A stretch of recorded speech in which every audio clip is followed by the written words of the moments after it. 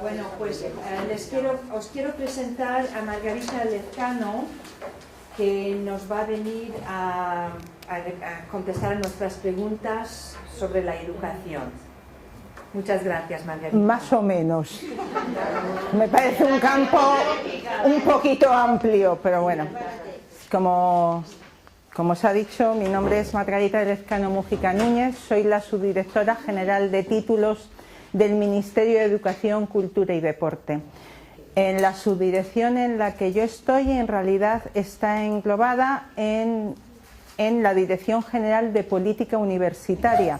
En realidad yo en mi día a día solo me ocupo de temas universitarios, pero sí pertenezco a la Secretaría de Estado, que cubre todo el ámbito educativo. A muchos os puede interesar más la franja de edad inferior, pero a muchos también os puede interesar lo que llevamos nosotros. La unidad en la que estoy es la responsable de lo que se suele llamar tradicionalmente como las homologaciones de todos los títulos universitarios, que es un caballo de batalla serio para muchos, los reconocimientos de títulos profesionales conforme a la directiva, tanto para los que vienen como para los que salen, expedición de títulos universitarios, también es nuestra competencia, o sea que tenemos bastantes cosas. Pero no os he hecho un PowerPoint porque hace bastantes años, cuando me tocó dar una charla más o menos así, vi que era un absoluto fracaso. Vuestros intereses, en general, al menos en aquellos años, eran muy distintos de unos a otros. Algunos tenéis hijos muy pequeños, algunos los tenéis en edad intermedia, otros ya en la universidad o terminando, o os habéis planteado precisamente ir fuera en según qué edades para que estudien fuera, en la universidad. Otros directamente lo que os interesa es vuestra propia situación personal. Tenéis un título y os gustaría poder trabajar fuera. ¿Voy a poder? ¿No voy a poder? Bueno, la respuesta no es nunca tan clara. Pero voy a empezar en los distintos esquemas mentales que me he hecho. Yo tengo un guioncito que, si queréis después, yo paso el fichero y os lo pueden repartir. Pero en el esquema que yo me he hecho hoy, he querido empezar desde los 0 años hasta los 18, hasta la entrada en la universidad. Lo que es universitario, y después algo que os sirva al final de consuelo, porque veréis que no es tan sencillo casi nada, pero al final os contaré dónde está educación por el mundo. Las consejerías de educación, las agregadurías, a quién podéis preguntarle, porque al final va a ser lo más útil, creo, de todo. Al final lo más útil es Google, pero claro, eso queda muy feo decirlo así al principio. Os he puesto aquí también mi dirección de correo, que es margarita.lezcano, con C, @m de Ministerio de Educación, C de Cultura, D de Deporte.es. ¿De acuerdo? Bueno, vamos a poner que ya estáis fuera y os planteáis cómo van a volver vuestros hijos. El sistema educativo español a día de hoy, todo lo que os voy a contar es a día de hoy. Y después veréis por qué insisto tanto en el a día de hoy. Lo podemos dividir por edades, de 0 a 6 años, de 6 años a 16, de 16 a 18, y ya mayor de 18 os lo divido después. De 0 a 6. De 0 a 6 es enseñanza en España no obligatoria. Pueden estar los niños donde estimen conveniente. Sin embargo, aunque no sea obligatoria, desde los 3 años hasta los 6 es gratuita, pero insisto, no obligatoria. De 6 a 16 es obligatoria. ¿Qué quiere decir? Esto es sencillísimo. Vuestros hijos están fuera estudiando, se vuelven a España con 14 años, ¿qué tenéis que hacer? No tenéis que hacer nada. ¿Por qué? Porque el niño haya estudiado lo que haya estudiado fuera, sea muy listo, sea muy flojo, sea lo que sea, le van a meter en su curso por la edad. El criterio en España para tener a un niño en lo que es la enseñanza secundaria obligatoria, la primaria y la enseñanza secundaria obligatoria, es siempre criterio de edad. Por eso, cuando antes algunas comentabais, si en un momento dado salís destinadas al exterior y por lo que sea persona non grata te retornan a Madrid de un día para otro, ¿qué pasa con los niños que están matriculados? Si están matriculados en según qué centro y vosotros queréis que a la vuelta en España estén en un centro español, no vais a tener el más mínimo problema hasta los 16 años. Hasta los 16. Aunque sea concertado, da igual. Vamos a ver, la enseñanza secundaria es igual de obligatoria. En España, vamos a ver, eso ya es otra cosa más allá de la edad. En España conviven pacíficamente 3 sistemas de educación en lo que es obligatorio, que es enseñanza privada, que no tiene ayuda del Estado, admiten a quien consideran. Cuidado, en España la enseñanza obligatoria en la enseñanza privada tiene que responder a los criterios que da el gobierno y las comunidades autónomas, ¿eh? O sea, no es privada como en otros países que tienen libertad absoluta de lo que se imparte. No, aquí no. Pero sin embargo no tiene ningún sostenimiento por parte del Estado, no hay ninguna ayuda económica, ya está. Enseñanza privada. Enseñanza pública, que en principio es totalmente gratuita. Lo del gratuita a veces puede ser que haya que pagar algunas cosas, ciertos gastos, pero ya está. Y tenemos una situación intermedia que no tienen todos los países, que es la enseñanza concertada. Esta yo creo que deriva muchísimo de la tradición formativa que había en nuestro país, donde durante muchísimos años casi toda la docencia le impartían principalmente órdenes religiosas. Y casi muchísima de la concertada que tenemos hoy en día son centros religiosos que tienen un acuerdo con el gobierno de tal manera que los niños no tienen que pagar y la ayuda es totalmente del Estado. Cuando tú regresas a España en una situación en que en mediados de curso tu niño de 14 años lo tienes que escolarizar, simplemente tienes que ir a la autoridad educativa y dices, oiga, yo me incorporo a este país, vosotros en vuestro caso, pero un inmigrante que viene de fuera también tiene su niño y hay que escolarizarle en el primer momento. ¿Va a haber plazas en el colegio que tú quieras? No, evidentemente. No, en algunos siempre. No, cuidado con eso. No nos metamos en polémica en los 5 primeros minutos. En algunos siempre. El Estado, y cuando digo el Estado, no me voy a meter qué tipo de autoridad, si la Administración General del Estado, la autoridad central o la autonómica, el Estado siempre tiene que proveer una plaza a ese niño. No puede estar sin escolarizar. Eso sí, si el centro es el centro Puturrú de Foix, que esté en Pozuelo, que a ti te viene muy bien y que es buenísimo, o si es el Puturrú de Fi, que está en, no voy a decir según qué zonas, que a ti no te viene bien, eso tú no eliges en ese momento. Cuidado, cuidado. Pero siempre te van a escolarizar al niño. Sí, legalmente al niño te lo escolarizan. Oye, perdonad, a ver, perdonadme un momento, perdona un segundo. A mí no me importa que me hagáis preguntas en el transcurso porque creo que es bueno ir aclarando, pero no nos podemos enzarzar porque si no, no acabamos. Si acabo muy rápido, hablamos de lo que sea, de fundamentalmente educación, del ámbito de la educación. Pero, cuidado, si tú me dices que a un niño no se le escolariza, puedes ir contra la administración en el mismo momento, porque hay una obligación legal de escolarizar al niño, no en el centro que tú quieras, pero por edad en que le inscriban en un aula. Más aún, es que como no te lo escolaricen, el que tiene problema eres tú. Tú tienes un niño en edad escolar obligatoria sin escolarizar. Y eso es un problema para los padres, Cuidado. Y para la administración. Pero a los 4 meses yo llegué en enero de Rota, base, Rota, a San Fernando. O sea, a 22 kilómetros de distancia, en enero. Bueno. Y me lo cogieron al final de abril. Al final me moví.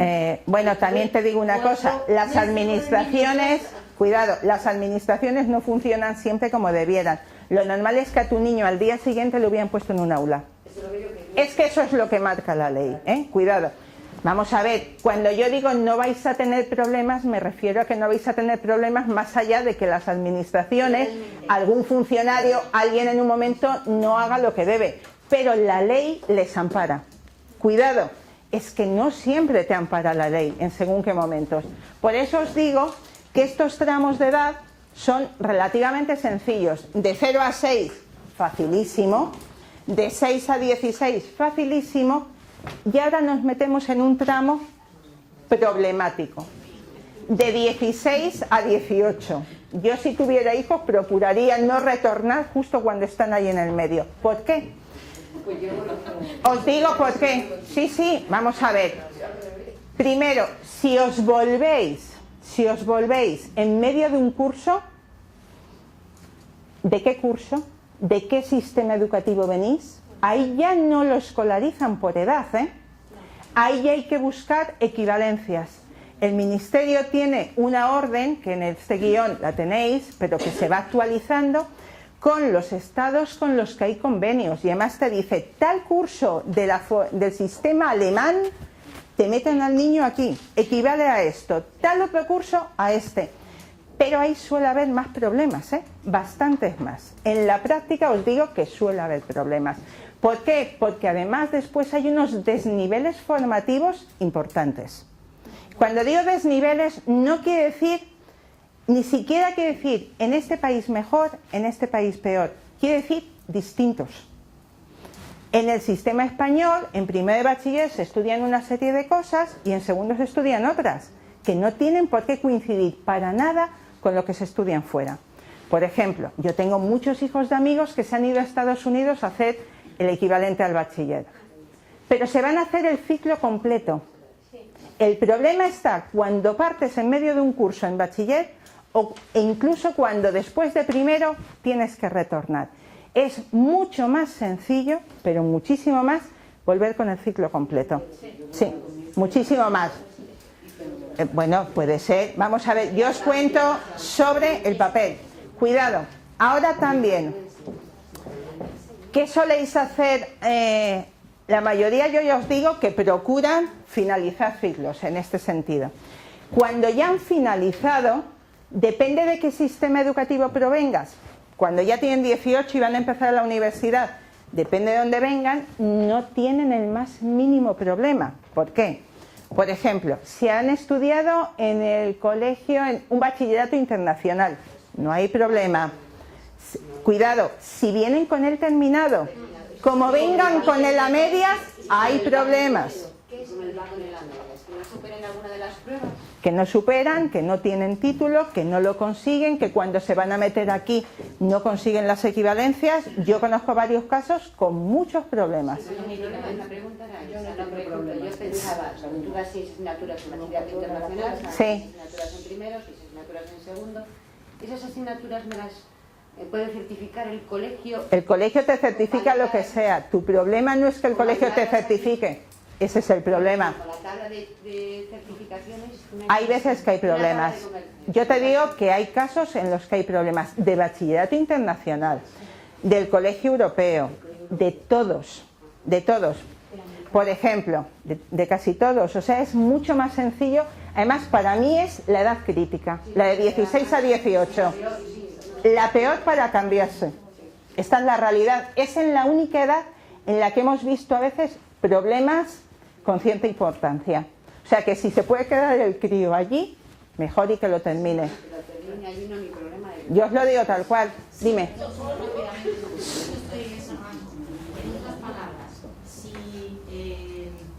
Mejor o bien que acabe el International Baccalaureate ahí, correcto, o que regrese antes del rango 16, 18. ¿Qué pasa si lo regresas acá y lo metes en un colegio privado que lleve el International Baccalaureate? Si es también bachillerato internacional no vas a tener problema, claro. Pero tienes que conseguir un centro que encaje exactamente en eso. Porque en realidad entonces es que no le has cambiado de sistema educativo. Cuidado, estamos hablando de cambios de sistema educativo, no de cambios de países. Por ejemplo, antes he oído a alguien que dice, mis niños están estudiando en el British Council. El British Council no vas a tener problema, estés aquí o estés allí. El niño que viene del British Council en Bruselas, te le cogen aquí, en Madrid, no tienes problema. Es el mismo sistema educativo. A mí me da igual el suelo que pisas. A mí solo me da igual el suelo del colegio que pisas. Para lo que os estoy hablando, cuidado con esto. Entonces, vamos a ver, siempre hay soluciones. Incluso, vamos a ver, Cuando yo os lo pongo, me pongo en la situación más tremenda. Que alguien tiene que retornar con la criatura con 17 años, al final todo se soluciona. Pero os digo que son los años en los que hay que buscar la solución.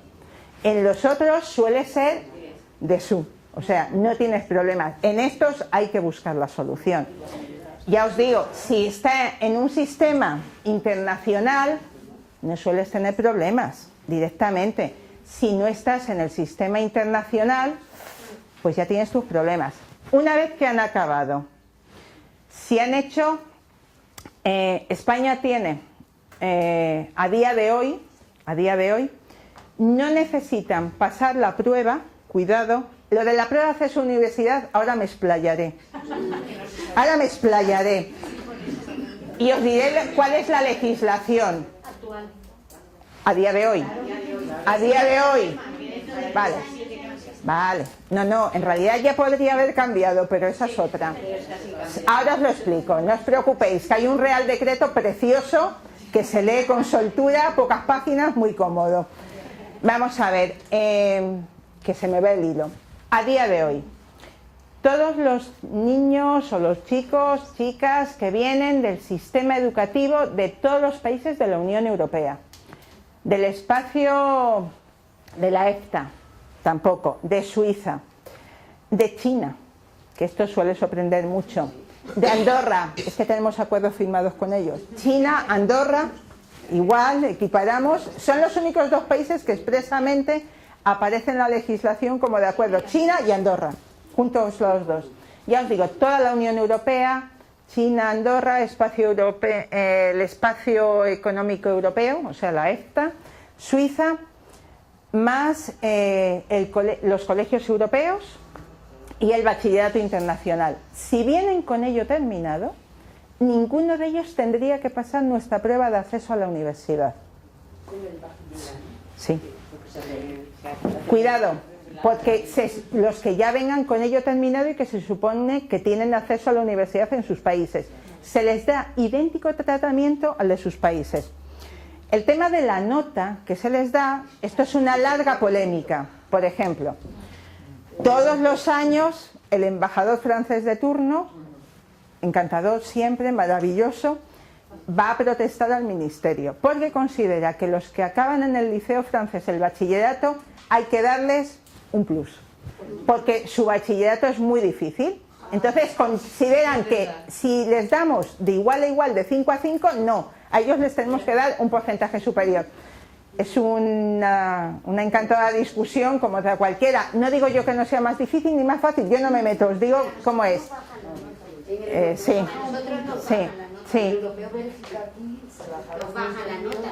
Sí, pero bueno, lo que tenemos es, estos son acuerdos, estos son convenios, las tablas están publicadas, no hay mayor problema. A día de hoy, como ya veo que os lo sabéis estupendamente, todos vosotros sabéis, vamos a ver, esto...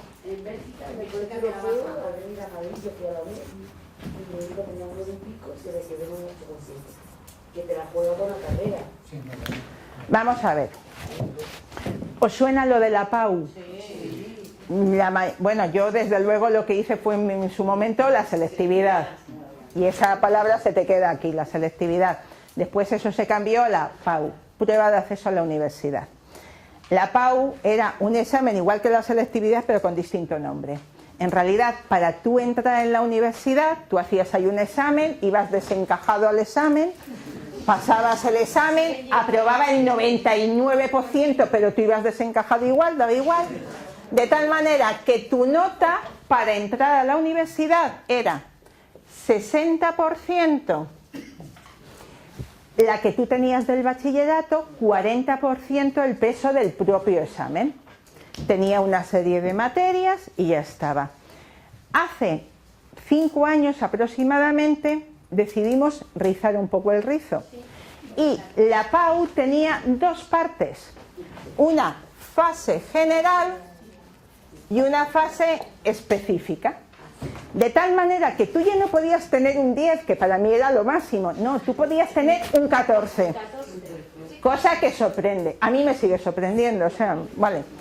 La fase general era la de siempre, filosofía, lengua española, un idioma, alguna, y después la fase específica ya está orientada a aquello que tú querías estudiar, que puede tener su lógica. Si tú te quieres meter en químicas, que te examinen de química aquí, parece bastante lógico.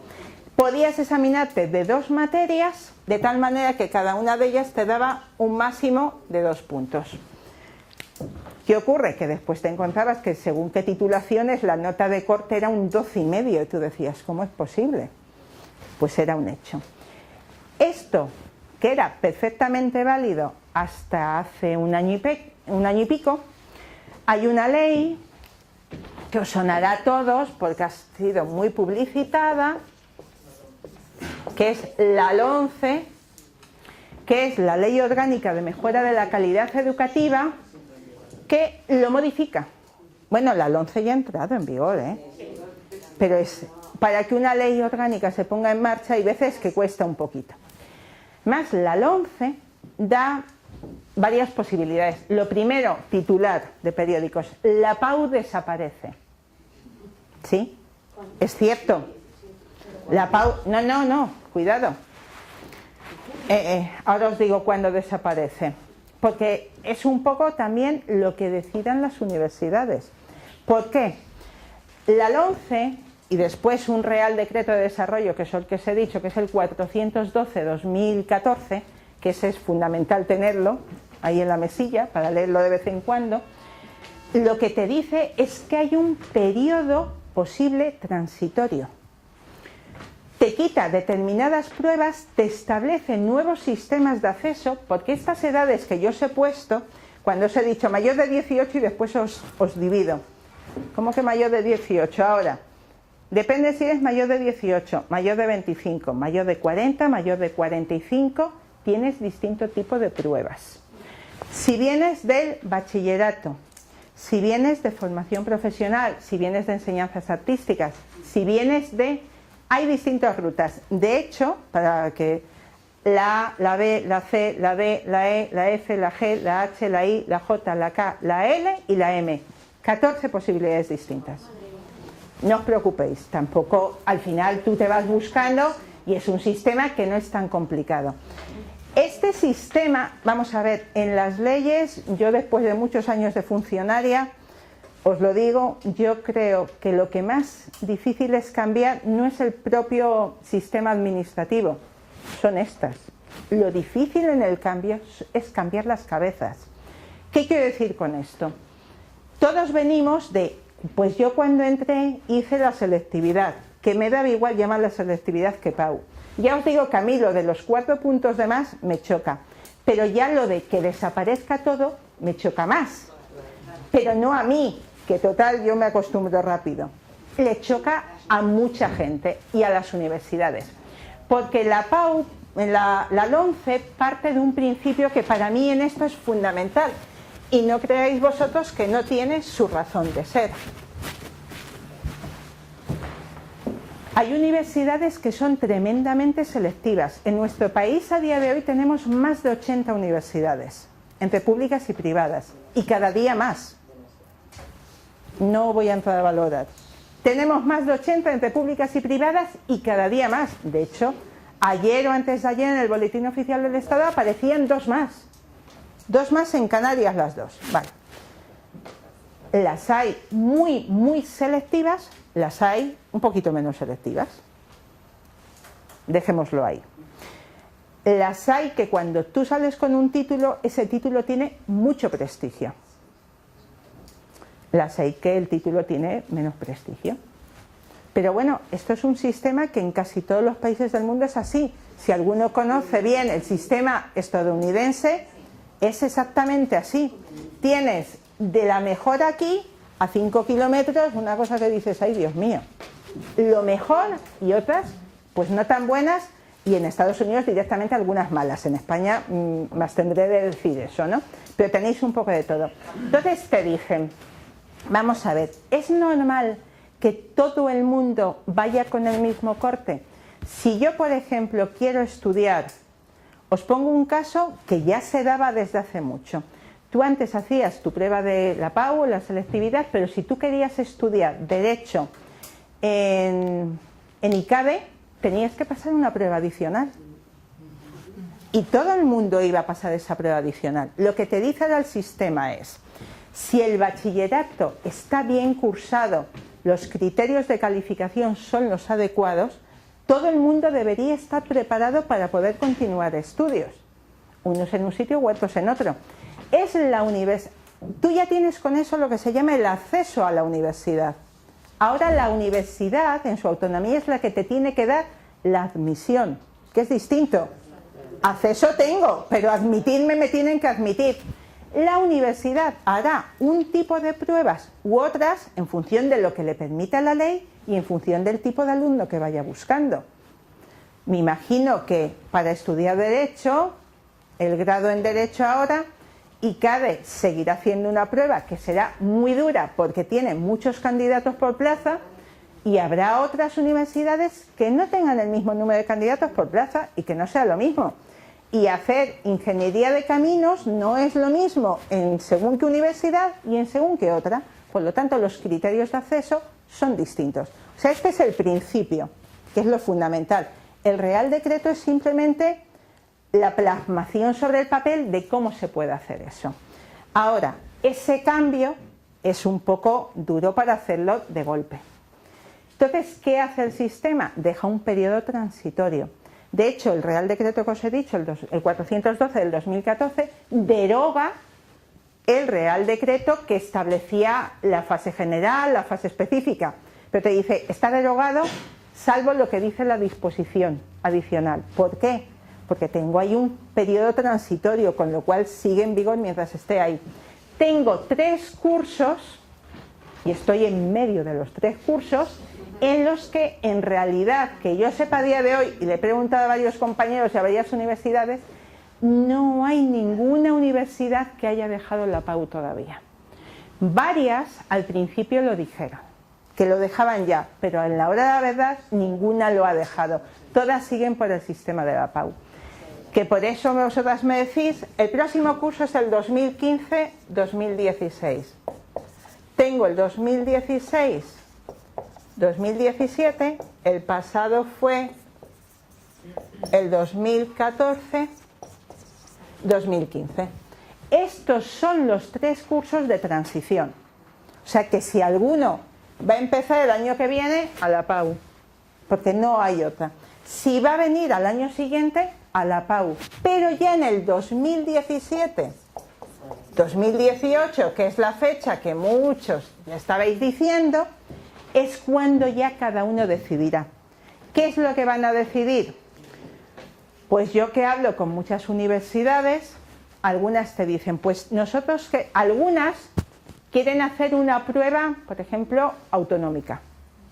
Se plantean todas las de una comunidad. Pero hay otras que dicen, no, a mí me interesa una prueba para esta titulación, este grupo de politécnicas.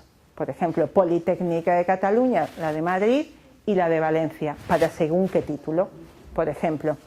Otras directamente te dicen, pues yo no voy a hacer ninguna prueba, el que me venga.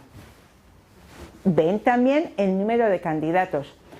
Una pregunta que todos nos hacemos siempre, por ejemplo, es el tema de medicina. Porque esto es un caballo de batalla importante. ¿Por qué medicina? Aunque os sorprenda, no es la que tiene la nota de corte más alta. No. Eso es un error que tiene mucha gente. No es la que tiene la nota de corte más alta. Sin embargo, es de las titulaciones más masivas con nota de corte alta. Y además la nota de corte más alta suele cambiar de un año para otro. Algún año os habéis encontrado que es, por ejemplo, fisioterapia. O sea, hay que tener más nota para ser fisioterapeuta que para ser médico. Enfermería suele tener notas de corte altísimas también. Pero, por ejemplo, los últimos años no han ido por ahí. Han ido por unas titulaciones dobles, mal llamadas dobles, porque en nuestro país no hay títulos dobles, pero esa es otra. Titulaciones dobles que iban hacia la física y la ingeniería de teleco, por ejemplo. Esas titulaciones muy técnicas, donde todos los que salen, que no son muchos, pero todos tienen prácticamente garantizado un puesto de trabajo, tienen notas de corte altísimas. Entonces, cada universidad puede decidir, por ejemplo, la Universidad Complutense, que la tenemos aquí al lado, la Universidad Complutense, que tiene tal cantidad de alumnos, que es tan masiva, no tiene por qué decidir hacer lo mismo para medicina que para, no sé si tiene grado en filología semítica.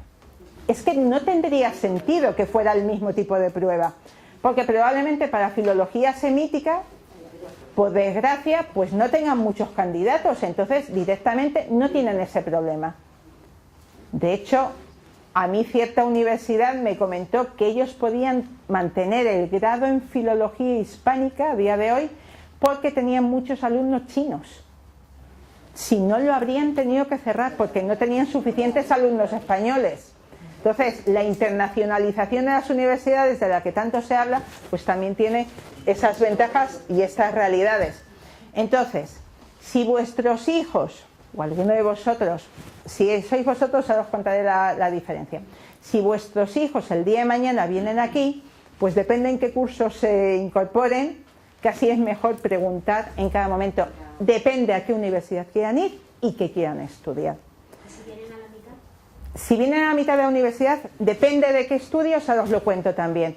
Bueno, también os digo que a lo mejor también para vosotros o también para vuestros hijos. Cuando os decía lo de las edades, la LOMCE y este Real Decreto prevé también unas nuevas situaciones. Antes teníamos también una prueba de acceso a la universidad para mayores, no sé si era de 25 años. Bueno, pues ahora conservamos la prueba para mayores de 25, pero tenemos dos nuevas vías de acceso. Para mayores de 40 que tengan experiencia profesional y para mayores de 45, que son pruebas totalmente distintas. Lo que se va potenciando, pero no en España, en el mundo, cada vez llegamos a edades más altas, lo de la formación a lo largo de toda la vida. O sea, seáis vosotros, sean vuestros hijos, sean quien sea en vuestro ámbito familiar o de conocidos, las posibilidades de acceder a la universidad cada vez son más abiertas. O sea, se acabó aquello de que tú tenías que entrar a la universidad con 18 y si no habías entrado, menuda tragedia. No, ahora puedes entrar en cualquier momento, puedes proceder de cualquier sistema, no hace falta venir del bachillerato. España está intentando potenciar, con mayor o menor éxito, todo lo que es formación profesional. La formación profesional que en nuestro país, por lo que sea, nunca ha sido muy bien considerada, da unas tasas de empleabilidad que ya quisieran la mayoría de los títulos universitarios, da una formación bastante buena, aunque os sorprenda, uno de los problemas que puede haber es que podemos morir de éxito. ¿Por qué? Porque formar a un alumno de formación profesional es mucho más caro que formar a un alumno universitario. O sea, incluso en las titulaciones experimentales más caras suele resultar más caro el alumno de formación profesional para el Estado que el alumno de universidad. Pero puede ser una muerte por éxito, pero después la empleabilidad es muy buena y es lo que se está demandando en las empresas, entonces es muy positivo. Pero eso no quiere decir que si tú a los X años has decidido seguir una formación profesional, después no puedas continuar en la universidad. A día de hoy lo que se está dando es lo contrario, que con un título universitario te vayas a FP para colocarte. Esta es la realidad ahora mismo en nuestro país, pero están consideradas todas las posibilidades. Hay distintos tramos, en unos casos te obligan a hacer una determinada prueba, en otros te dan opción a la universidad. Es muy importante en este Real Decreto mirar, deberán, podrán, se hará en cada circunstancia, pero los itinerarios son múltiples y diversos. Ya os digo, en el guión ahí lo tengo, si queréis os dejo una copia del Real Decreto por si alguno lo quiere ver exactamente, pero el a día de hoy no ha cambiado nada, pero a día del año que viene puede ser que alguna universidad se haya incorporado y dentro de 2 todas se habrán incorporado. ¿De qué manera? Pues desde mi punto de vista creo que no lo tienen decidido ni ellas a día de hoy. No, sí. Un poco con el cambio, yo porque una universidad no quiero cambiarse. Una universidad cogió Bolonia en el 2008, puso el proyecto 2009 y otro en cambio. Claro. De hecho, hoy todavía tenemos alumnos en España que están con ciclos pre-Bolonia. La norma lo que dice es que el último examen de una asignatura Bolonia será el 30 de septiembre del 2015, pero no, eso ya se modificó. Como había gente que iba suspendiendo, consiguieron que ya diga que 2 años más. Bueno, en realidad no dice que 2 años más, que es preocupante, dice que el que a 30 de septiembre no se haya examinado tendrá derecho a 4 convocatorias. Como le hagan una por año, siguen dentro de 4 examinándose de Bolonia. Que eso puede ser un problema. De hecho, hay gente que sigue con sus siguen sacando títulos de licenciado o títulos de diplomados y no de graduados. Pero sin embargo ya tenemos muchas promociones de graduados, ¿eh? O sea, ahora mismo, este año, por ejemplo, los que han hecho el examen para el MIR, para médicos especialistas, cuando digo el MIR me refiero a todos los especialistas sanitarios. Ya había muchos graduados, muchísimos, en todas las titulaciones, muchísimos. Claro, pero depende de la universidad y de la titulación. Sigues teniendo que conviven todos actualmente. No pasa nada, los efectos son los mismos, ¿eh? Bueno, salvo para alguna titulación, los de Derecho no, pero el graduado en Medicina tiene idénticos efectos académicos y profesionales que un licenciado en Medicina. No hay ninguna diferencia. En realidad, todos tienen los mismos efectos menos los de Derecho, que Derecho es otra cosa, totalmente distinta. Pero bueno, entonces, cuando tenemos el acceso a la universidad, os he contado muy someramente cómo está a día de hoy la situación. ¿Entendéis por qué no os hago un PowerPoint? Porque es que ¿para qué os voy a hacer el PowerPoint con esta situación? Pero bueno, tendríamos más o menos, a ver que miro un poquito el guión, el acceso a... Hay una cosa que sí que es importante. Cuando vengáis, eso no os lo he dicho antes y os lo tendría que haber dicho antes, aunque vale para toda la presentación, cuando vengáis y necesitéis presentar documentos, ¿cómo tienen que venir los documentos? Los documentos, en general, vengáis de donde vengáis, mi consejo es que vengan legalizados. Apostilla de la Haya o la legalización diplomática, depende del país del que vengáis. Y cuidado, una cosa que os aviso antes de que os gastéis el dinero, el tema de las traducciones. Las traducciones, antes ponía en todos los sitios que si venían del consulado valían, que si venían de un traductor oficial que estuviera en otro país de la Unión Europea también valían.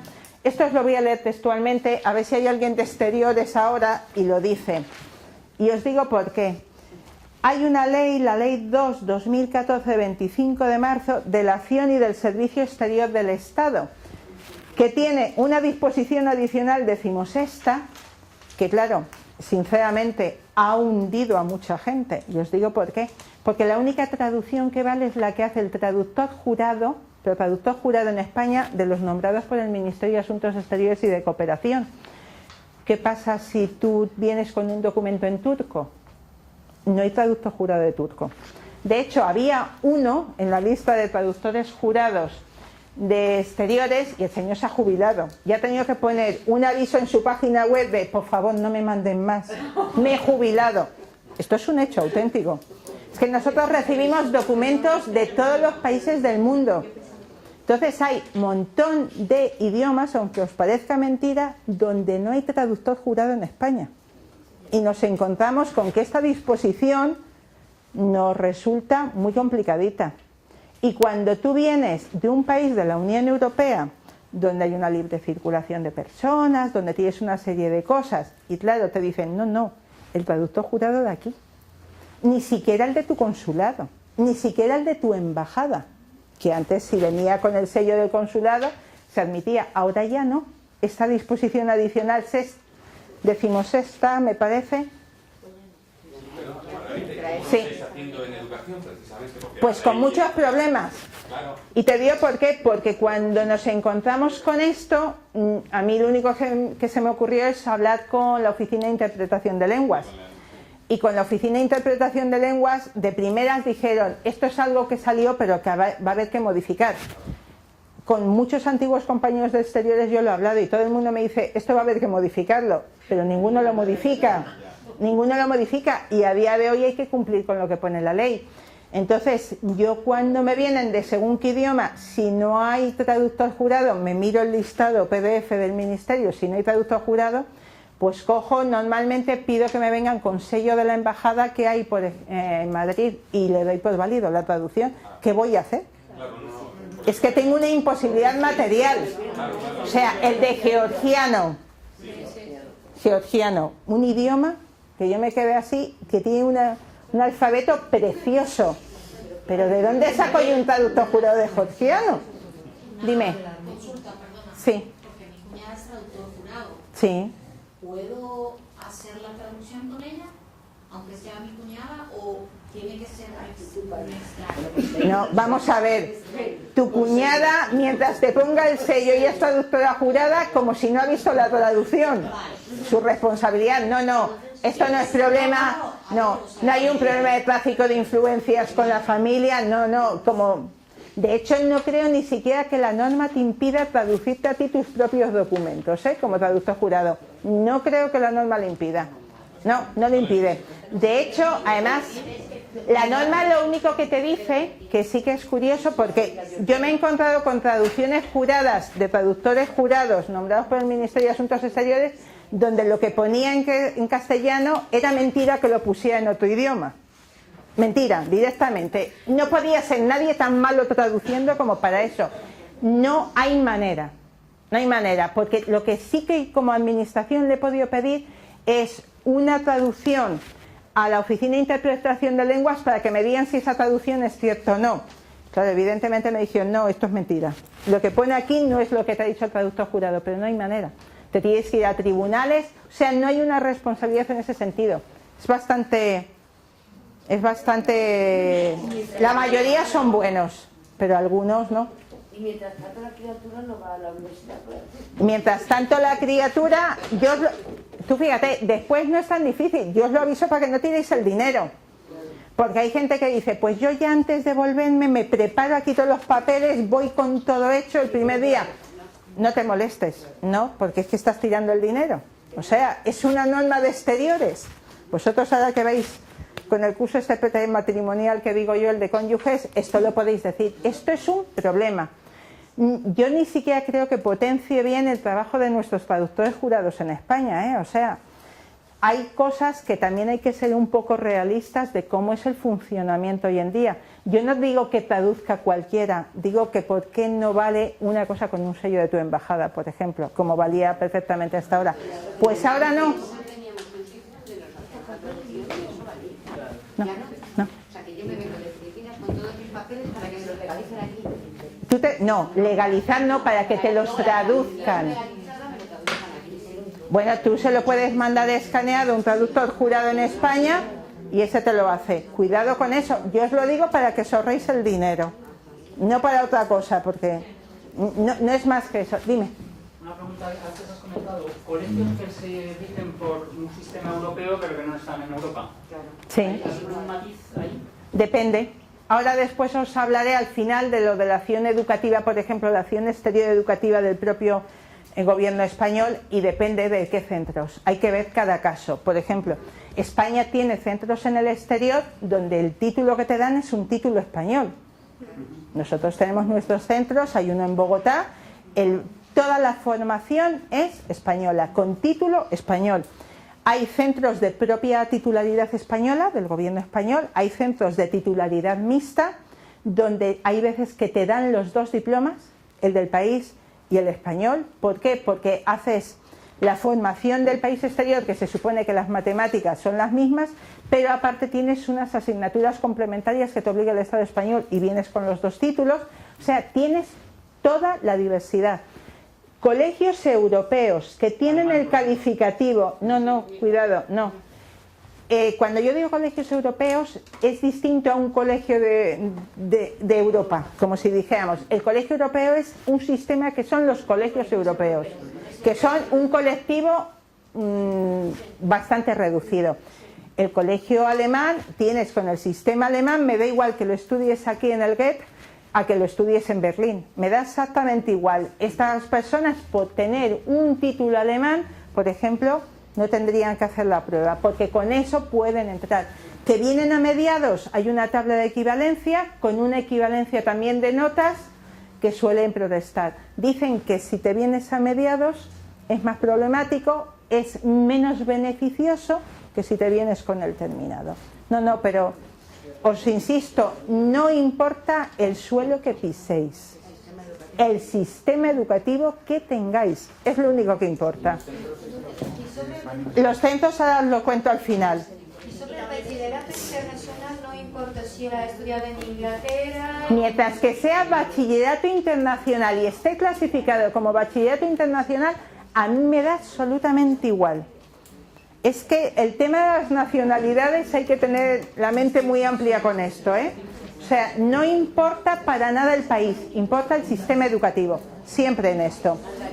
Sí. Es que me ha comentado, no sé si lo que usted sabe mejor. Con ¿Qué? respecto a las carreras militares vuelve a cambiar en el 2018, ¿o se sigue con el PAU? Yo creo que lo harán el sistema distinto, pero te digo también, actualmente en las academias militares cuando tú sales también con título civil. Por ejemplo, Zaragoza va con la Universidad de Zaragoza. Supongo que adecuarán la prueba de Zaragoza allí. No sé si además el ejército pondrá una prueba adicional que sea psicotécnica y de educación física. No creo que vuelvan a la antigua, y te digo por qué, porque la oposición antigua no era tú tenías que tener la selectividad más una prueba específica para allí. Entonces ahora mismo es que ya no hay selectividad. No, hacías la prueba en cada academia, pero cuidado, vamos a ver, antes tú tenías el sistema de entrada genérico, la selectividad, la PAU, lo que fuera, y después te hacían unas pruebas porque se suponía que tenías que tener una cierta capacidad física y una serie de cosas. Ya está. Bueno, y que también tenías más gente que plazas.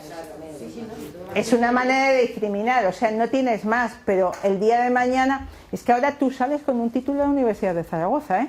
Cuando vas por ejemplo, a la de tierra, cada una tiene una universidad, supongo que se adaptarán, no te sé decir qué van a hacer, probablemente todas cambien, vamos a ver, pero te estoy diciendo que a día de hoy Zaragoza no ha cerrado cuál es lo suyo, o sea, no lo ha cerrado.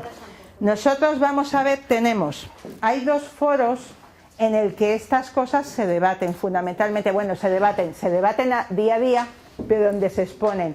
Hay una cosa que se llama el Consejo de Universidades, donde está pues el ministro, la secretaria de Estado de Universidades, la secretaria de Estado de Investigación, secretario general de Universidades, hay toda la parte universitaria y todos los rectores de todas las universidades españolas. Esto sale. Y ya os digo que es que no lo tienen decidido. Y hay otra parte que es la puramente de gobiernos autonómicos, la Conferencia General de Política Universitaria, que ayer salió en la tele porque se habían reunido para la parte no universitaria. Esto se habla, van diciendo, pues nosotros hemos pensado, pero no hay nada cerrado a día de hoy. O sea, no quiere decir que alguna comunidad autónoma no lo tenga muy ideado. Pero, por ejemplo, lo de medicina os lo comentaba porque esto ha salido en prensa, si no hubiera salido no os lo comentaba, como podréis entender, ¿no? Por aquello de... En medicina se habló mucho tiempo de hacer una prueba de distrito único, de tal manera que el que quiere estudiar medicina, igual que en el MIR, tú haces un único examen y tú, el número 1, elige donde quiere. Yo quiero ser cardiólogo en el Gregorio Marañón y el último consigue... Por ejemplo, familiar y comunitaria, bueno, no, el último de los que tiene plaza, el que es pobre es el que no tiene plaza, pero el último que tiene plaza, pues tiene a lo mejor familiar y comunitaria en Blin Blin Blin, un pueblo que no le viene bien, pues por las razones que sea, donde a lo mejor es felicísimo y aprende muchísimo, pero bueno, ese es uno de los criterios que se había debatido para medicina. Después hay una serie de condicionantes que hizo que nunca hayamos llegado a tener el distrito único en medicina y que de hecho algunos empezaban medicina en febrero porque les habían dicho que no, pero al final habían empezado biología, pero después les habían recuperado porque alguno lo había dejado y ya estaba. Entonces depende mucho de las circunstancias, pero a día de hoy cerrado En boletines no hay nada. Y también de los años que llevo de funcionaria, no hay nada cierto hasta que no está en el boletín. Todo lo demás está muy bien, son debates muy interesantes, pero ya está. Me preguntabais antes qué pasa cuando se viene a medias en la titulación. Pues os digo lo de siempre. ¿A qué universidad y a qué título? Por ejemplo, esto yo ya me lo he encontrado ahora sin necesidad de que los padres vayan destinados al extranjero. Los que se van solos son los hijos, ¿eh? Tú no consigues entrar en medicina y tú tienes mucha vocación o mucho interés o mucho lo que sea y mandas al niño pagando a una universidad privada del país que sea. Pero claro, tú quieres que tu niño venga aquí. La norma lo que te dice es que en cuanto tú tienes 30 créditos ECTS, te puedes venir aquí. Te tienen que convalidar un mínimo de 30. Cuidado con eso. El que el niño haga un curso fuera, que son 60 créditos, y se venga aquí, no quiere decir que le vayan a admitir. Quiere decir que le pueden admitir. Igual que os decía que en primaria te lo tienen que escolarizar, hay obligatoriedad, en la universidad no hay obligación de nada. Y el niño puede haber hecho primero medicina fuera, niño o niña, me da, primero, segundo y tercero, y tú vienes a que te convaliden, y a lo mejor te convalidan todo, pero no te admiten, porque no hay plazas. ¿Qué ocurre con esto? Que, por ejemplo, medicina, que es el caso normalmente más desfavorable, es la titulación, creo, de menor abandono de todas las de nuestra universidad, por dos razones o tres. Una fundamental, porque si a ti te han pedido un 12,5 para entrar, quiere decir que cierta capacidad intelectual tienes.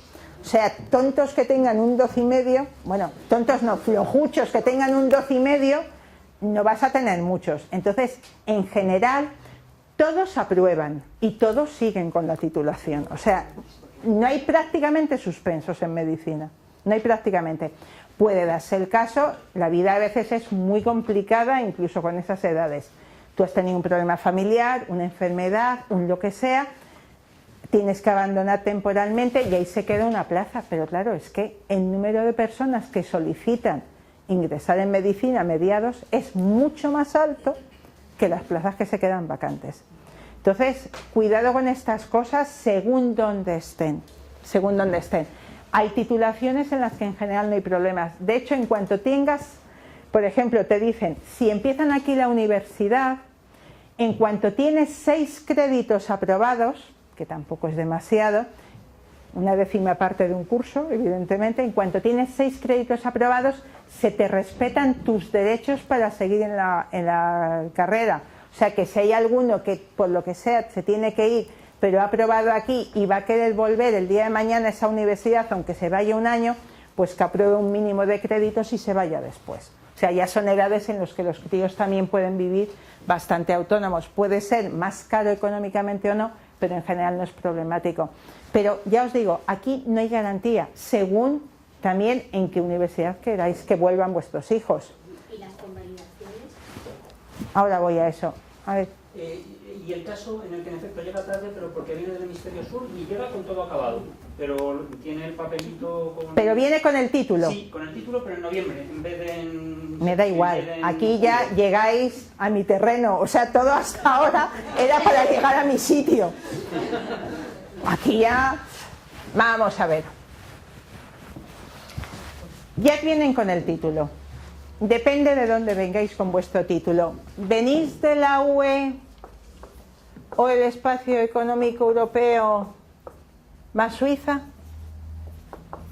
¿O venís también de estos países o del resto del mundo, de lo que se llaman los terceros países? Si tú vienes de la UE o del Espacio Económico y Suiza, UE, para resumir, según con qué título eres un privilegiado. Yo os digo por qué. Hay una directiva comunitaria, que es la 2005-36, que se ha modificado a la 2013-55, pero no está traspuesta, que te habla del reconocimiento de efectos profesionales. Reconocimiento de efectos profesionales, por ejemplo, si has acabado medicina, farmacia, odontología, veterinaria, arquitectura, enfermería, bueno, matronas no os lo pongo. Con esos títulos, si tú has estudiado, por ejemplo, en Alemania, o en Francia, o en Bélgica, o no sé qué, vienes aquí con tu título y un papelito de Bélgica, dices, hola, que soy médico de Bruselas, de la ULB, bienvenido, solicitud de reconocimiento de efectos profesionales, 0 euros de tasa, te lo doy al día siguiente, te puedes poner a ejercer en esos títulos. Si son otros títulos, ya es más complicado. Esos son los que se llaman de reconocimiento automático. La norma dice que tienes, el Estado que te recibe tiene 3 meses para dártelo. En la práctica estos suelen salir muchísimo antes, no se tarda nada. Si vienes con otras titulaciones hay que aplicar lo que se llama un régimen general, pero también es relativamente fácil de conseguir. La página web del Ministerio está bastante bien explicado y esto, si tenéis alguna duda de un título concreto, me mandáis el correo y os digo. Si venís de terceros países, por ejemplo, sois médicos de, tú me has dicho, hemisferio sur, me da igual, el mismo día que tú vienes aquí con tu título, solicitas la homologación de tu título, que además la homologación en España, salvo para derecho, olvidaos de derecho, te da efectos académicos y profesionales, la homologación, lo solicitas, pagas los 160 euros, según el nuevo Real Decreto, que el Real Decreto es nuevo de noviembre, 967-2014, y yo te doy la homologación tan ricamente. Bueno, después, cuando digo te doy la homologación, quiere decir que yo me miro los papeles, un experto lo informa, otro experto lo mira, me dicen que sí, o me dicen, pues mira, te tienes que examinar de varias materias, pero por ejemplo, medicina, salvo China, India y algún país por ahí, es que todo el mundo estudia lo mismo. O sea, todos.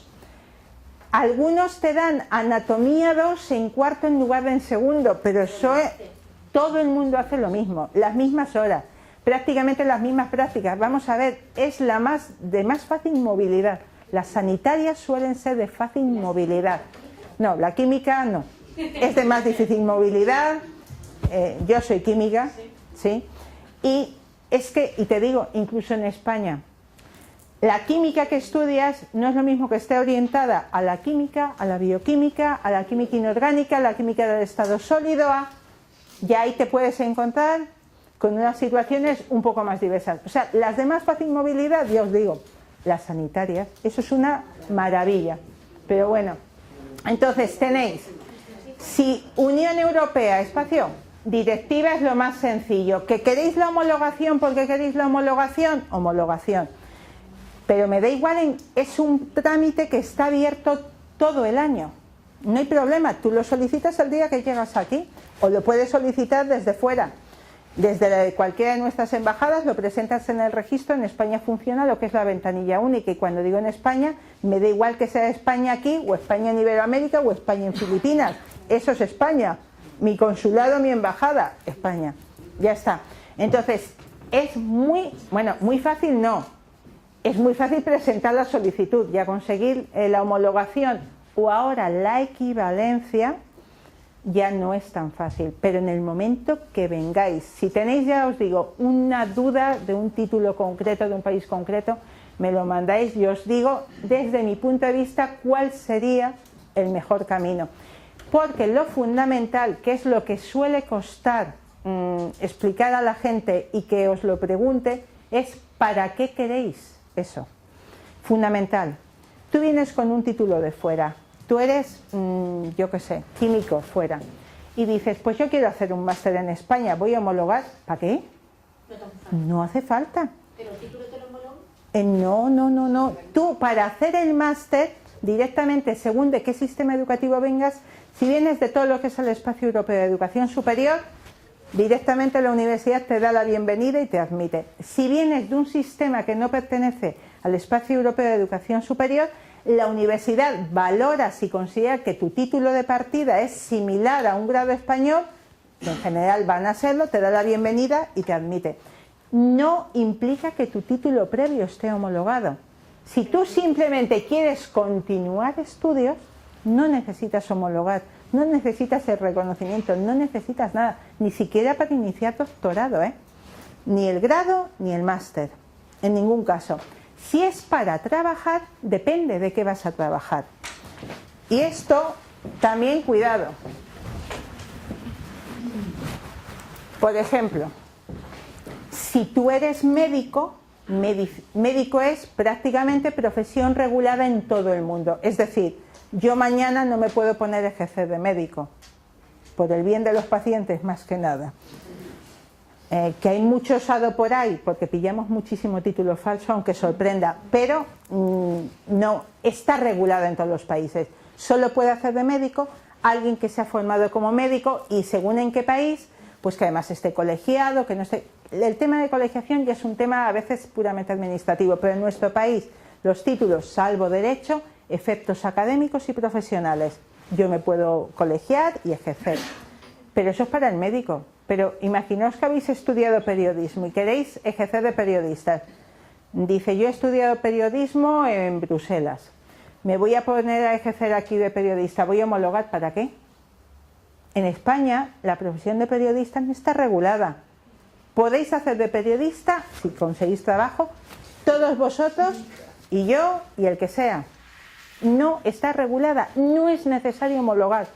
Yo siempre pongo un ejemplo porque me parece bastante intuitivo. El Banco de España, que yo creo que es un lugar de trabajo atractivo, aparente. El Banco de España, mirad alguna vez en su página web y te dice, estoy buscando economistas. Dice, ¿quién se puede presentar? Todo aquel que tenga un título universitario finalizado, donde sea en el mundo mundial. Tú preséntalo, que ellos ya verán si tu título les interesa. ¿De lo que sea? De lo que, normalmente de economía, pero cuidado, no necesariamente. Exacto. Ellos te dicen que están buscando economistas, pero ¿quién es un economista? ¿Aquel que la palabra economía aparece en el nombre del título? No. Tú puedes haber estudiado economía y el título llamase grado en la filosofía de la evolución de la empresa, a saber. Y tú tienes una formación fabulosa, de una universidad prestigiosísima, estadounidense, inglesa, japonesa, de donde sea. Y el Banco de España decir, mi sueño contratar a esta persona, pero no tienes que haber homologado. Si es que es una profesión no regulada en nuestro país. Sin embargo, cuando ellos te piden un abogado, si van buscando abogados, no personas que conozcan las leyes, que te dicen título homologado. Y que además, a día de hoy, antes era homologado licenciado en Derecho, o a día de hoy sería que tenga el grado, más el máster, más el examen ante el Ministerio de Justicia. Pero cuidado, tenéis que hacer los trámites que sean necesarios, no perder el tiempo y desesperados para cosas que no tienen sentido. Por ejemplo, para ser docente sí hay que pasar por una homologación. Para ser periodista no, para hacer un montón de cosas no. Tiráis el dinero por el pago de la tasa, por el tiempo. Además se generan unas frustraciones tremendas cuando tú a alguien de X años le dices, pues mira, después de verlo te tienes que examinar de 7 asignaturas. Con 50 años te quedas así. Ejemplo típico, y esa sí que está regulada y no hay tutía. Arquitecto que viene de Iberoamérica. Los arquitectos españoles son los únicos que hacen cálculo de estructuras. En el resto del mundo, salvo en España, los cálculos de estructura los hacen los ingenieros civiles. Esta es nuestra realidad. Te vienen arquitectos fabulosos de según qué países del mundo, con prestigio, y tú dices, vale, yo te lo homologo si pasas cálculo de estructuras 1, cimentación, hormigón armado 3, como yo me digo, una serie de materias. Y ecuaciones diferenciales, coge el señor con sus 50 años, 25 de ejercicio profesional, lo mira, dice, estos están locos.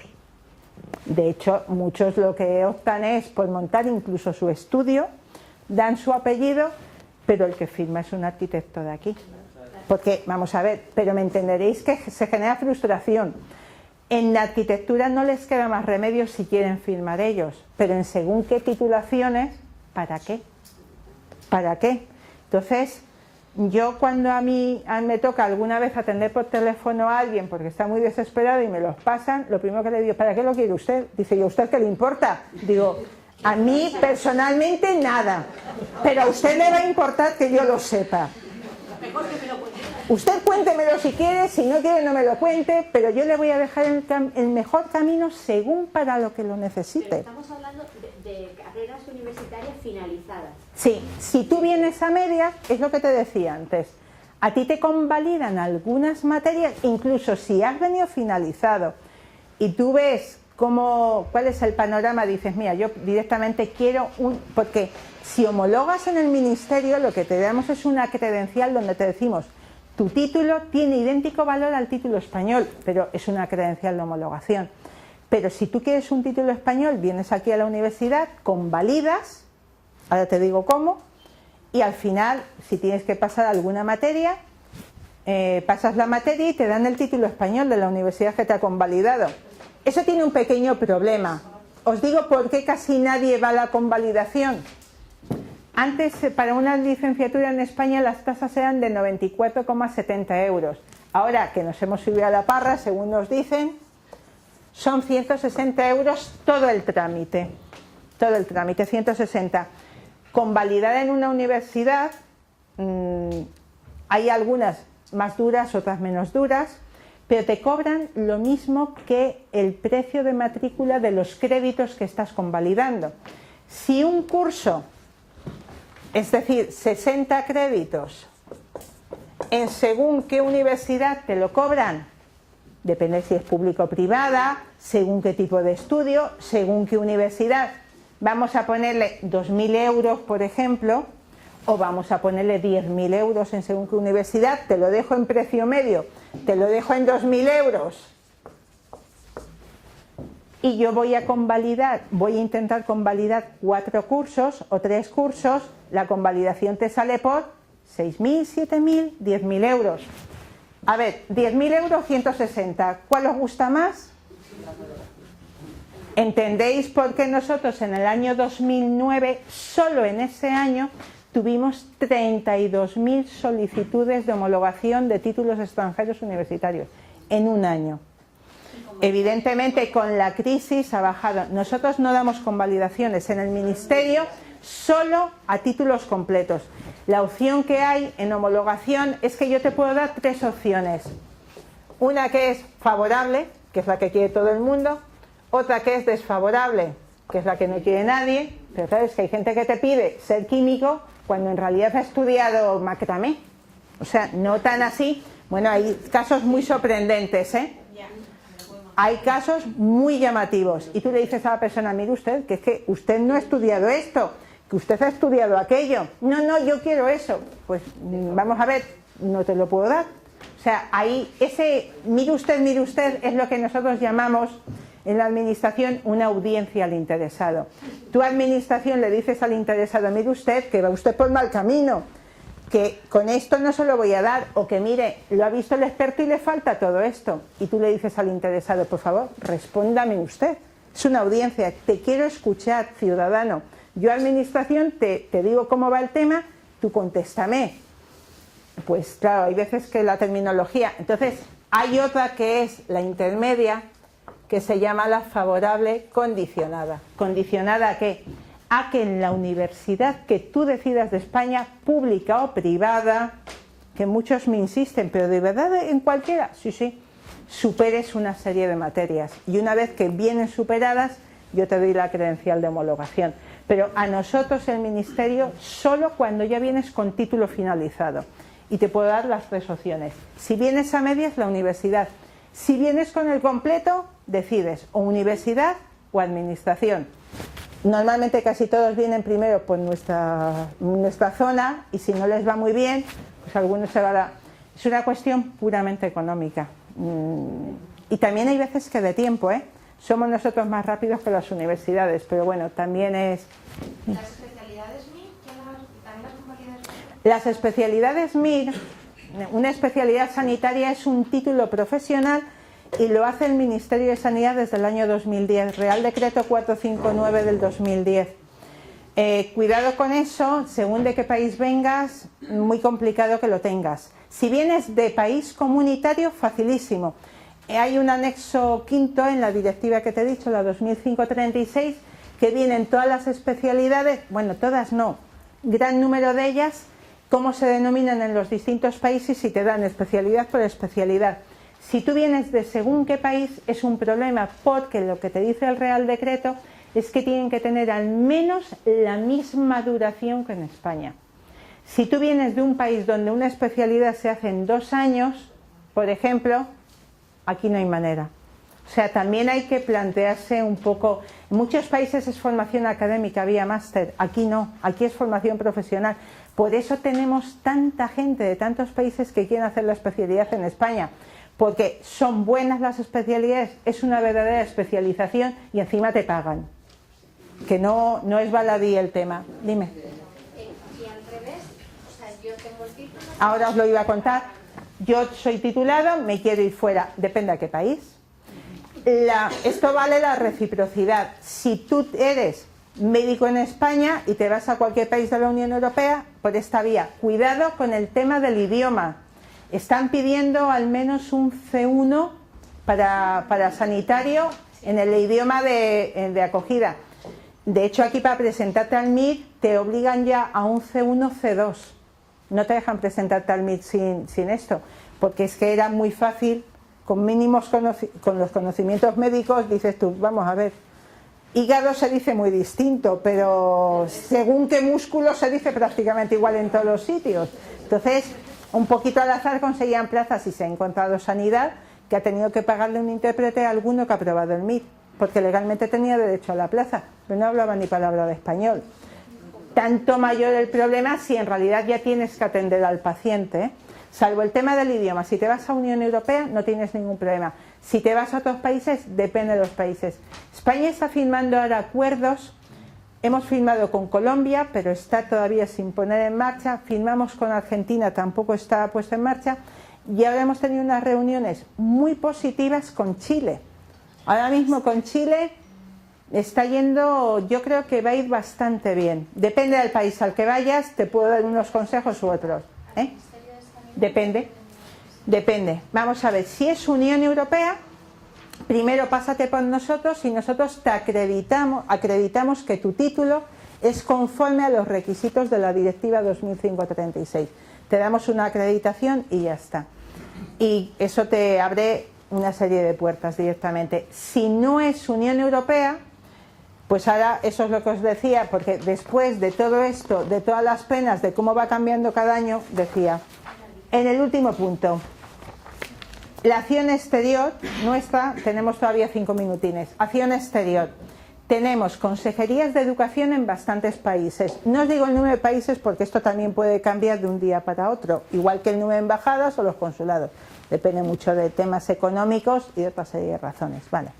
Tenemos entonces consejerías, agregadurías, tenemos centros educativos en el exterior que salía antes, pero sobre todo tenemos también en mi unidad, en la subdirección de títulos, unas personas que se llaman NARIC, que aparecía en el programa que me disteis. NARIC es una red europea, pero no solo europea, sino de todo el espacio europeo de educación superior, pero también hay en muchos otros países. Por ejemplo, ayer le hicimos una pregunta a NARIC Canadá, y nos han contestado en el momento, donde te dan mucha ayuda. Inicialmente estaba pensada por información académica, pero sobre todo en el ámbito comunitario, todo lo académico cada vez está más orientado a lo profesional. Te dicen dónde.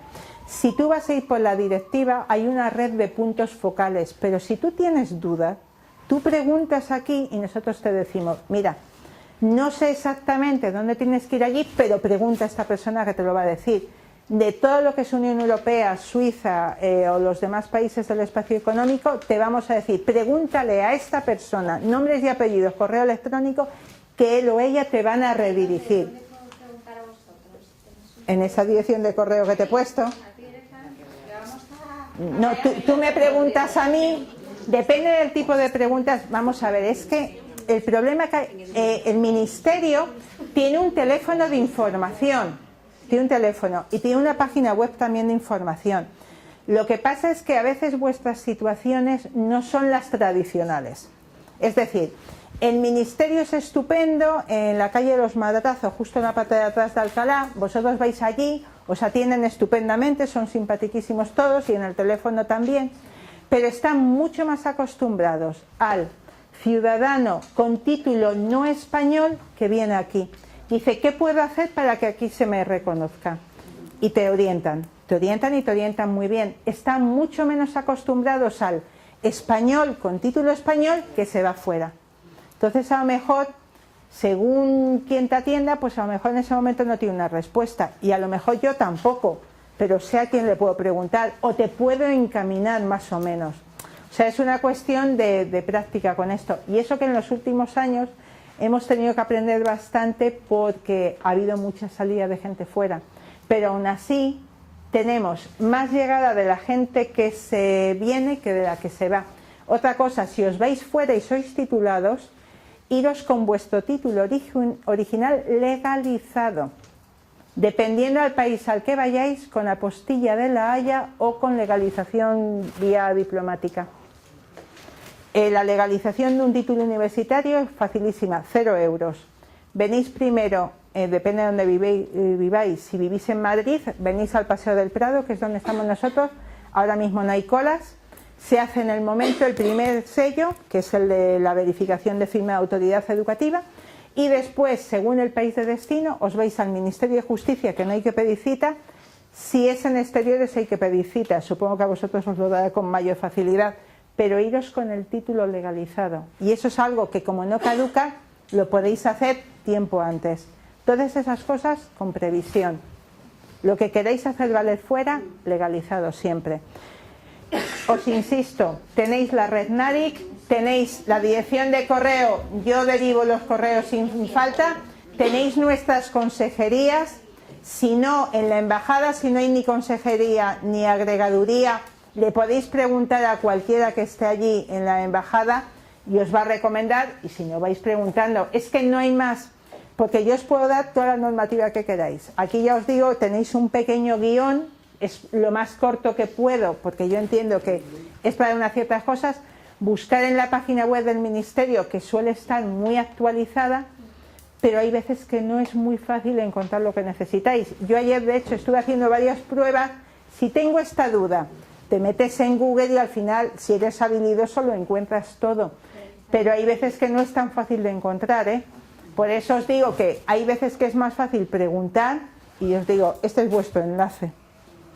Yo me sé la página más o menos, la del Ministerio, dime. En España, depende. Depende del país, más aún.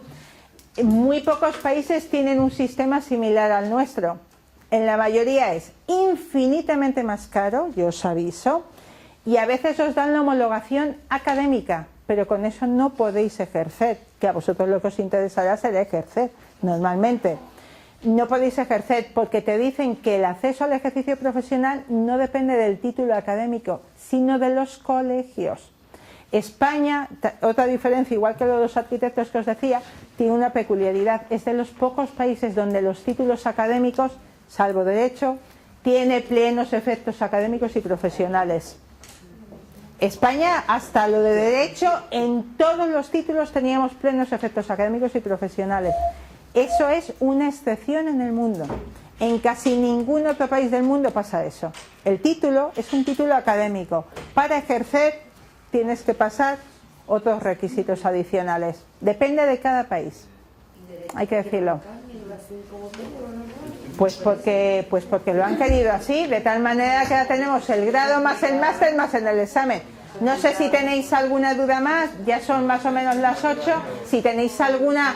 Si es colectiva, la hacemos para todos y si no me la hacéis ahora. Ahora te lo digo porque...